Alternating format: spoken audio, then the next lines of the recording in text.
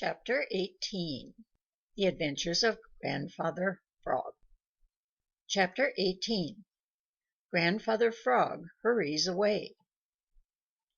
When Striped Chipmunk cut the string that bound the long legs of Grandfather Frog together, Grandfather Frog was so relieved that he hardly knew what to do. Of course, he thanked Striped Chipmunk over and over again. Striped Chipmunk said that it was nothing, just nothing at all, and that he was very glad indeed to help Grandfather Frog. "We folks who live out in the Great World have to help one another," said Striped Chipmunk, "because we never know when we may need help ourselves. Now, you take my advice, Grandfather Frog, and go back to the Smiling Pool as fast as you can. The Great World is no place for an old fellow like you, because you don't know how to take care of yourself." Now, when he said that, Striped Chipmunk made a great mistake. Old people never like to be told that they are old, or that they do not know all there is to know. Grandfather Frog straightened up and tried to look very dignified. "Chug-a-rum!" he said. "I'd have you to know, Striped Chipmunk, that people were coming to me for advice before you were born.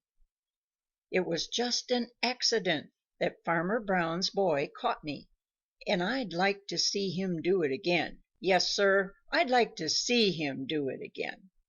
Dear me, Grandfather Frog was boasting.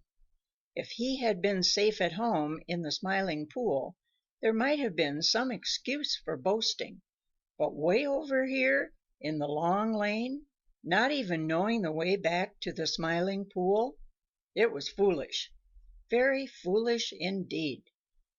No one knew that better than Striped Chipmunk, but he has a great deal of respect for Grandfather Frog, and he knew, too, that Grandfather Frog was feeling very much out of sorts and very much mortified to think that he had been caught in such a scrape.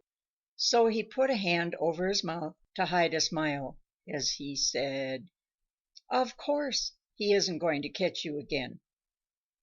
I know how wise and smart you are, but you look to me very tired, and there are so many dangers out here in the Great World that it seems to me that the very best thing you can do is to go back to the Smiling Pool."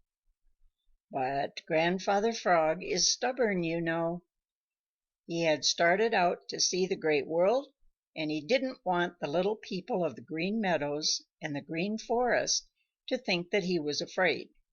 The truth is, Grandfather Frog was more afraid of being laughed at than he was of the dangers around him, which shows just how foolish wise people can be sometimes. So he shook his head. "Chug-a-rum!" said he. "I'm going to see the Great World first, and then I am going back to the Smiling Pool. Do you happen to know where there is any water? I am very thirsty." Now over on the other side of the Long Lane was a spring, where Farmer Brown's boy filled his jug with clear cold water to take with him to the cornfield when he had to work there. Striped Chipmunk knew all about that spring, for he had been there for a drink many times. So he told Grandfather Frog just where the spring was and how to get to it. He even offered to show the way, but Grandfather Frog said he would rather go alone. "Watch out, Grandfather Frog, and don't fall in, because you might not be able to get out again," warned Striped Chipmunk. Grandfather Frog looked up sharply to see if Striped Chipmunk was making fun of him. The very idea of any one thinking that he, who had lived in the water all his life, couldn't get out when he pleased! But Striped Chipmunk looked really in earnest.